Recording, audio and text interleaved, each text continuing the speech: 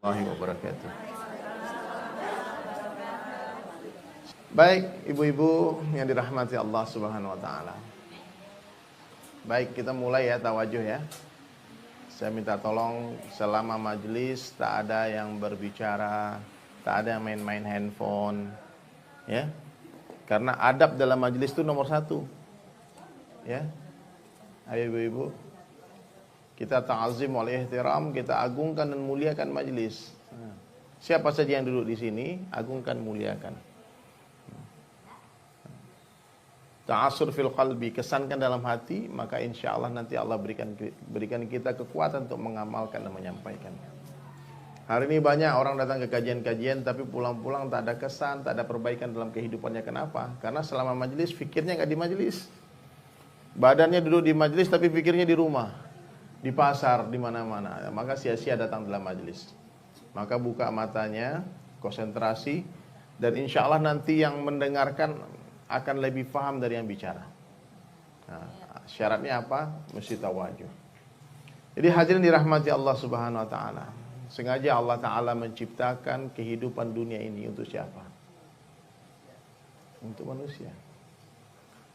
Dunia ini diciptakan untuk kita manusia. Matahari diciptakan untuk manusia, bulan diciptakan untuk manusia, bintang diciptakan untuk manusia, lautan diciptakan untuk manusia, ikan diciptakan untuk manusia, hutan diciptakan untuk manusia, seluruh binatang diciptakan untuk manusia.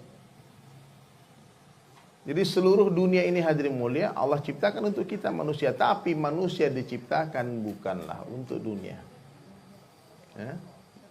Tapi kita diciptakan untuk apa? Untuk kehidupan akhirat yang selama-lamanya. Kita di dunia ini sementara saja, nggak lama, sebentar. Kalau saja kita diciptakan untuk dunia, tentulah kita akan hidup selama-lamanya di dunia. Tentulah kita akan berlama-lama di dunia. Tapi ternyata Nabi SAW sabdakan dalam hadis beliau, umur umatku 60-70 tahun saja. Sini ada ya hampir 60, ada mungkin yang lebih 60. Tapi rata-rata 60-70 tahun. Kadang lebih, kadang kurang. Itu rata-rata. Nah, jadi hadirin mulia, ini mesti jadi renungan bagi kita. Kita berpikir 100 tahun yang lalu kita belum ada di dunia ini. Ya. Kemudian 100 tahun yang akan datang kita pun pasti tidak akan ada lagi di dunia ini. Saya belum pernah lihat orang yang hidup 200 tahun di dunia ini sekarang nih belum ada. Paling 110, 120 itu pun udah jauh, udah betul-betul huzur dan tidak bisa apa-apa. Nah, maka hadirin dirahmati Allah Subhanahu wa taala, kehidupan yang singkat di dunia ini mestinya kita gunakan untuk membina akhirat kita.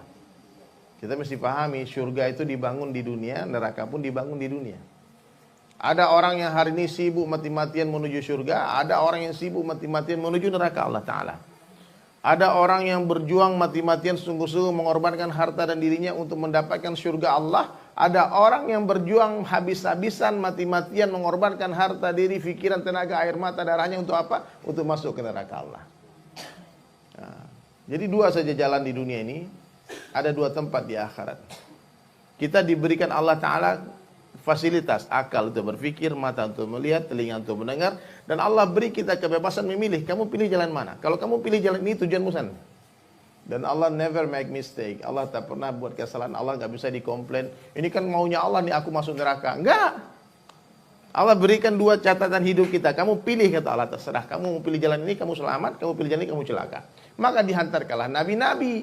Kurang lebih 124.000 orang nabi Allah hantar ke dunia membawa satu kalimah yang sama, yakni kalimah la ilaha illallah. Semua nabi mengabarkan kepada seluruh manusia bahwasanya dunia sementara, akhirat selamanya. Mengingatkan manusia bahwasanya akhiratlah rumah kita. Dunia bukanlah tempat tinggal, tapi dunia tempat meninggal. Dunia bukanlah tempat tinggal, tapi dunia adalah tempat yang akan kita tinggalkan. Inilah pesannya para nabi. Jangan cintai dunia, kejarlah Allah, nanti dunia kejar kalian. Rasulullah SAW berkali-kali menjelaskan hakikat dunia kepada kita. Coba ngaji, kita kan sering buka ta'lim. Cobalah baca hadis-hadis tentang hakikat dunia. Dunia ini hadirin sekalian tak lebih berharga dalam pandangan Allah melebihi 11 sayap nyamuk. Jadi dunia ini ternyata berharganya dalam pandangan kita. Dalam pandangan Allah nggak ada harganya. Kapan kita sadar dunia tak ada harganya? Ketika sakaratul maut. Nah, nafas dari sini nih. Tanah hektaran nggak ada gunanya. Uang triliunan di rekening nggak ada manfaatnya. anak yang banyak, istri yang cantik, suami yang gagah, pangkat, jabatan, popularitas tak akan membantu sedikit pun, tak ada manfaatnya. Baru kita sadar yang bermanfaat di hari itu hanyalah iman dan amal saleh. Kita perlu Allah waktu itu. Ya, sama seperti orang mau tenggelam di lautan. Dia mau tenggelam, tak pandai berenang. Kawannya tawarkan, kamu mau pelampung apa mau emas 20 kilo? Pilih mana? Pelampung. Padahal ketika di atas kapal dia caci maki nih pelampung. Apa nih warnanya orange, gak gaul. Gak ada gunanya, ini penyempitin kapal aja. Kata temannya, ini ada manfaatnya kalau kita mau tenggelam. Enggak perlu gua pelampung. Gua mau emas aja. Mana-mana bawa emas, perhiasan semua. Toto jatuh deh ke laut. Temannya tawarkan, pelampung apa emas? Pelampung. Nah, jadi harga dunia ini kita akan paham ketika sakratul maut. Sekarang kita pikir nih mobil mewah, ini semua kita mulia dengan mobil mewah. Tidak ada. Kemuliaan manusia hanya dalam ketakwaan. Siapa yang bertakwa dia mulia, siapa yang tidak bertakwa dia hina. Ya, satu orang miskin yang bertakwa itu lebih mulia dalam pandangan Allah melebihi seluruh orang kaya kafir yang ada di seluruh dunia ini. Ya, seluruh presiden kafir, raja-raja kafir. Jadi takwa. Mesti kita mulai hari ini mengganti kacamata dunia kita dengan kacamata akhirat, sehingga kita memuliakan orang karena agamanya. Kita lihat orang Islam, muliakan dia. Hari ini kalau ada orang kaya datang, kita muliakan. Bos ini meskipun dia kafir, tunduk-tunduk kepada kita sama dia. Kenapa ini? Ini kafir. Tapi bos, orang kaya.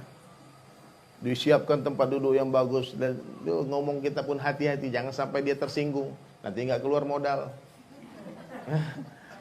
Tapi ketika orang miskin datang, apa dalam hati kita? Uang keluar lagi nih. Apalagi nih, mengeluh apalagi dia nih. Padahal orang miskin yang bertakwa itu kekasihnya Allah. Nabi pernah duduk bersama para sahabat. Lewat satu orang kaya, gagah, ganteng, parfumnya pun tercium dari kejauhan. Kemudian Nabi tanya, bagaimana pendapatmu tentang orang itu? Satu orang sahabat menjawab, dia orang mulia ya Rasulullah. Dia orang kaya, dia orang ganteng, tampan, bangsawan.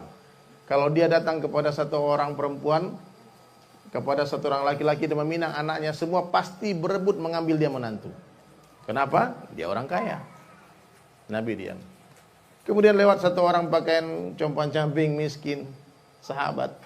Kalau tentang si fulan, bagaimana pendapatmu? Dia orang celaka, orang malang ya Rasulullah. Miskin, wajah pun tak tampan, tak rupawan, sakit-sakitan. Kalau dia bicara nggak ada orang yang mau dengar dia. Kalau dia mau minang orang nggak ada yang mau ngambil dia jadi menantu. Aduh, kasihan nasib orang itu. Apa kata Nabi? Ketahuilah orang yang kedua tadi, satu orang yang kedua tadi lebih mulia dalam pandangan Allah daripada orang yang pertama seisi dunia. Insyaallah ya, kita mesti pahami bahwasanya kemuliaan kita hanya dalam ketakwaan. Siapa yang bertakwa dia mulia, siapa yang tidak bertakwa dia hina. Orang yang merasa mulia naik mobil mewah, orang rusak imannya. Orang yang merasa hina naik angkot, malu naik angkot. Orang pun rusak imannya. Sama aja mobil mewah, angkot sama saja, tak bisa membahagiakan. Siapa yang membahagiakan? Allah. Rumah mewah, rumah gubuk. Jangan disangka orang di rumah mewah tidur lebih nyenyak daripada rumah gubuk. Orang beriman itu, di mana-mana dia bahagia. Di mana-mana hatinya senang. Di sini senang, di sana senang. Di mana-mana hatiku senang. Buat apa susah? Susah itu tak ada gunanya. Itulah orang beriman. Allahu Akbar. Kan aneh hari ini kalau kita susah. Kalau ada yang susah di sini, tapi di sini kenapa semua orang beriman happy semua kan? Nampak. Kalau ada orang yang galau hari ini, orang yang stres, orang yang susah, itu yang masalah bukanlah keadaan dunianya. Bukan karena duitnya nggak ada, bukan karena utangnya banyak, karena suaminya marah-marah, bukan karena istrinya cerewet, kemudian dia tiba-tiba jadi galau. Tidak. Yang buat orang itu bermasalah apa? Ketika hubungan hati dia dengan Allah